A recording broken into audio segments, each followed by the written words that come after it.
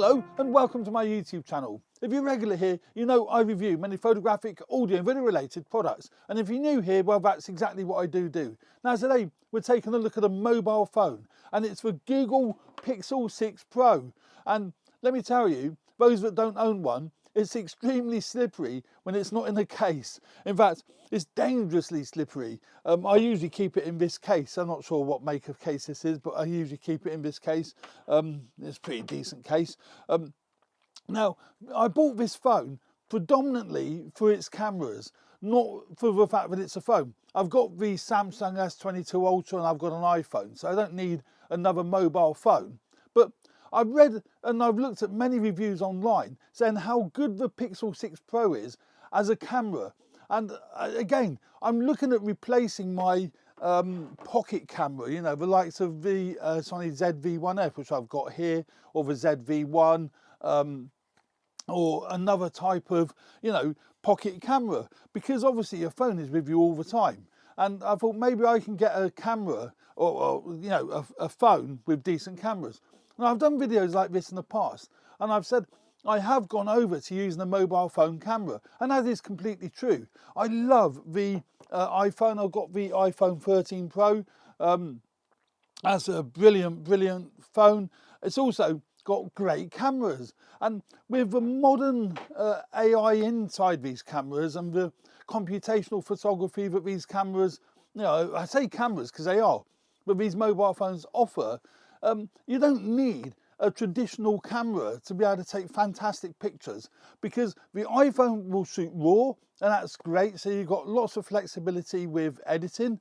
Likewise, the Google Pixel Pro, you can set in the menu to record JPEGs and RAWs. So I've got it set for taking both, and it's great when you load them onto the computer. I only download the RAW images, I don't really need the JPEG images.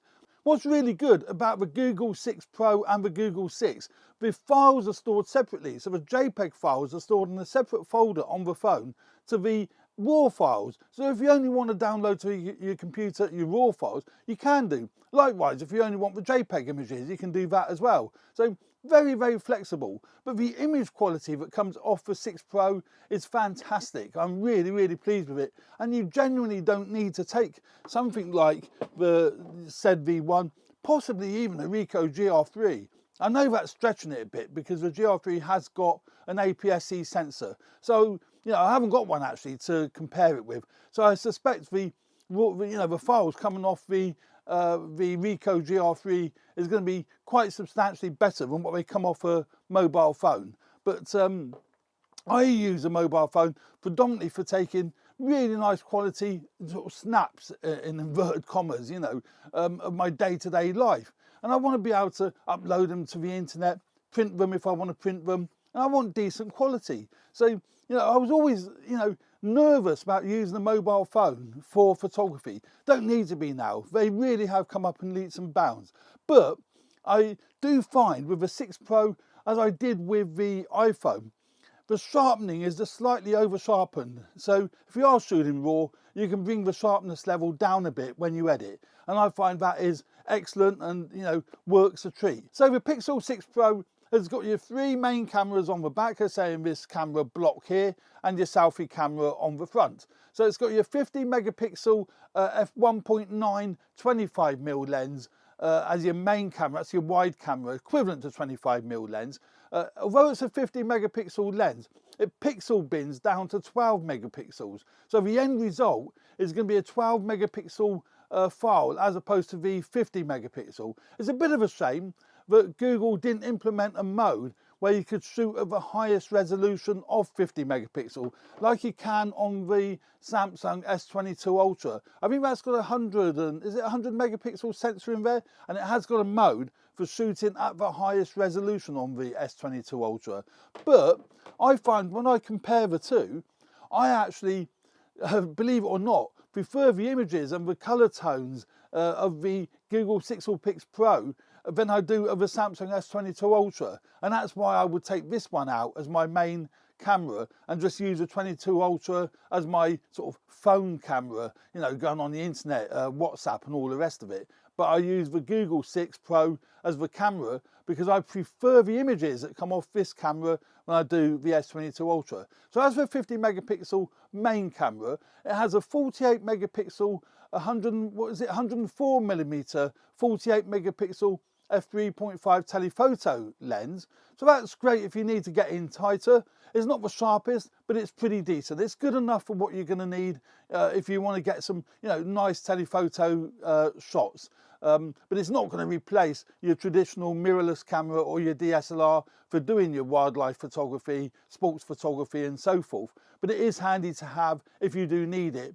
And it's got your 12 megapixel 17mm f2, just looking at my notes. Yeah, 12 megapixel f2.2 17mm ultra wide lens. Now I find that really useful, and I can say I'm going to go through a few images on the computer. Most of these images are taken with what I call the standard lens, which is the 50mm 22mm lens. And then your front facing camera is an 11 megapixel 20mm, your selfie camera, 11 megapixel 20mm, and that is great. Does 4K video.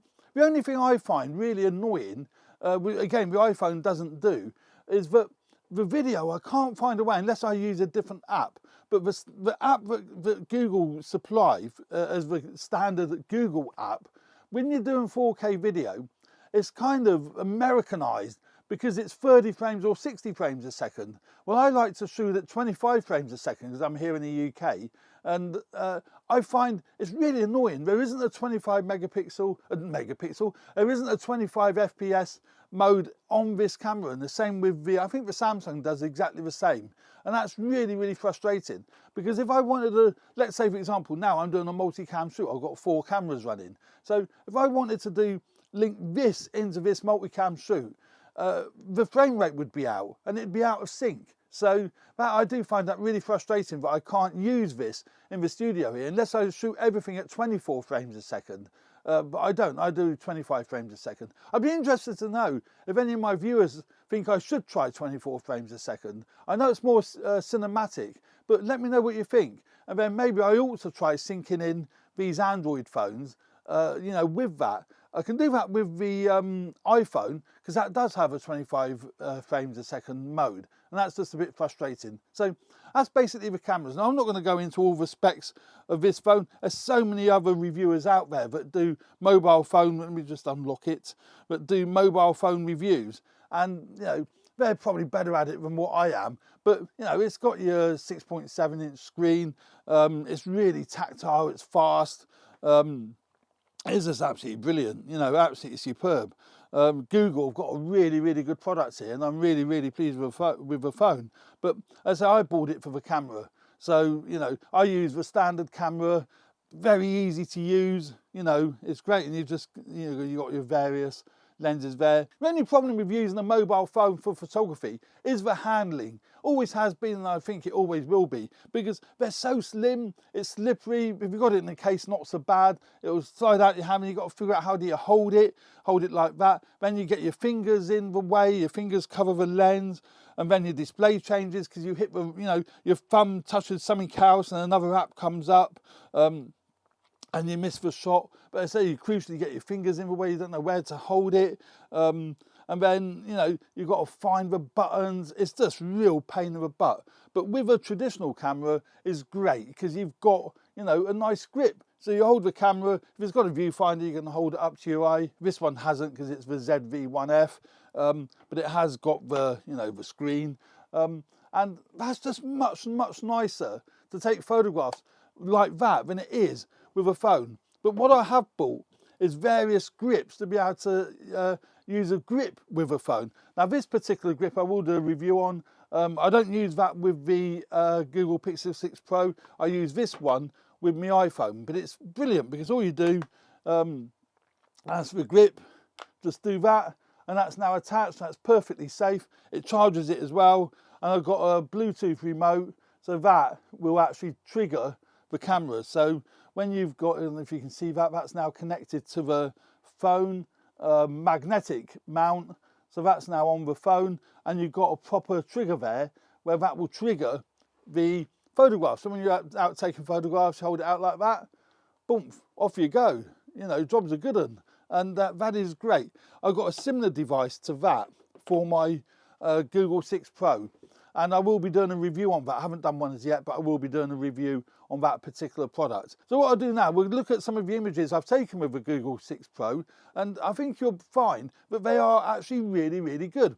Now, I will leave a link in the description where you can look at these images on my Flickr page. It'd be much better to look at them on Flickr than it will be looking at them on this YouTube channel because the compression of YouTube does reduce the quality of the images where Flickr doesn't. So I would strongly suggest that you follow the link to my Flickr page and take a look at them there. But in the meantime, let's take a look at a few here. Now, I mean, I've taken, you know, been taking lots of photographs with this particular phone. But if we look at just a few of them. Now, the colours are lovely, they're vibrant, and you can even get, you know, some depth of focus. Now, look at this, focused on this shrub, whatever it is, I don't know what it is, but it's shrub, and it's thrown quite nicely, the wall out of focus in the background, and it's lovely and sharp. Look at the detail. That is really nice detail, and that's come off a mobile phone. Again, you look at that, as you can still see a bit of depth in the image. Although you're not going to get tremendous depth because it's a mobile phone. You haven't got the range and the depth that you would have even with a little camera which has a 1-inch sensor. You certainly wouldn't be able to compete with an APS-C micro four thirds or a full frame camera. But there are modes within these mobile phones that fake the bokeh. And they call them, it depends on what make you've got, but you know, portrait mode, for example, and that'll fake the background. It does a pretty decent job. But I don't use those modes. These are straight out of camera. Might have tweaked them a bit. These are raw files that I've put into Lightroom. And, you know, again, clarity. And what I also like is that when you've got really contrasty situations, so you've got sky and foreground, it brings up the shadows, but it also makes the sky look as it was on the day you shot it. It doesn't blow it out. So that's all this computational work that's going on in the background. Now this shot here, look how lovely the sky is there. Although that is a fake sky. As you can see, that's the original shot and that's the fake sky. Now these fake skies are done in another program. I use a program called Luminar Neo. I will leave a link in the description where you can download a trial version of Luminar Neo, and I would suggest you do because it's great fun to play with. It does all the things that Lightroom does. It does your brightness, your contrast, you can erase images. It does so much. It's a fantastic program. And the nice thing with Luminar Neo, unlike Lightroom, it's a one-time purchase. So there's none of this subscription, I say malarkey. I still use Lightroom and I really like it, but with Luminar Neo, you don't need to subscribe to it. Once you bought it, you own it. I'll give you a quick example of what you can do with it. Let's just go into Luminar Neo. It will create a copy, so we edit that.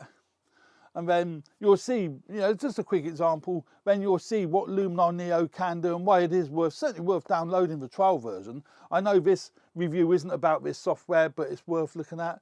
Oh, there we go. It keeps you updated as well with new versions all the time. Right, let's go into the edit mode. Go into edit, and we want to just replace the sky. Go into sky selection. Let's choose something dramatic just for the sake of it. Let's choose that one. So you click on the sky you want, and then within a few seconds it will load the sky. Might take a little bit longer because I'm here we go, recording the screen as well. But it's replaced with sky. Now we can go back into the edit module. So let's go into enhance, and let's give that a bit of oomph. Maybe too much. I mean, I'm just experimenting here just to show you what can be done. You know, click on apply, and then that'll load that now straight back into Lightroom. So, you know, great bit of software. So it's either a Lightroom plugin or a standalone bit of software. And there you go. That's loaded that straight back into Lightroom. There's another one that I've done, same shot, and that's the original. So original and two different skies. So I would suggest you download the trial version. If you do decide you want to purchase it, use my code AVP I'll leave a link in the description as well, but use my code AVP to get $10 off your purchase price. That helps me, but it's great for you as well. So it's a win-win situation for everyone. But there we go. That's Luminar Neo. But you can see this phone, you know, they are so good these days. But I just love the clarity, the sharpness. Again, it's throwing, you know, the background out of focus, nice bokeh. It doesn't look digital. That's what I like about the Google 6 Pro. I could harp on about this forever. I don't like images that come out of a lot of the 1-inch sensor cameras as well. But I don't like images that are either over sharpened or look digital. They kind of don't have that organic look. But I find with the 6 Pro, it's got a really nice organic, non-digital look about it. So there we are. There's a few sample images I've taken with the Google 6 Pro. I use it a lot. There's a lot more images I've taken than what you see here, but they will be put up on my Flickr page so you can take a look at them there. It's a really, really nice product, really nice phone. Bit slippery, as I said earlier, if you don't have it in a case, and a bit awkward if you haven't got a grip for taking photographs with, but that's the same with any phone. So there we are. That's the review of the Google Pixel 6 Pro, or my initial review. There will be more to come. I do find I use a Pixel 6 Pro for photography, but for video, I'll almost certainly stick to using my iPhone 13 Pro, simply because of the fact I can shoot at 25 frames a second, and I can't do that with the Google Pixel 6 Pro. But yeah, great camera and a great phone. So there we go. Thanks very much for watching. Please stay tuned for more videos related to video, photography, podcasting, so on and so forth. And if you like this video, please hit the like button and leave any comments in the comments section. Thanks very much. Cheers for now. Bye.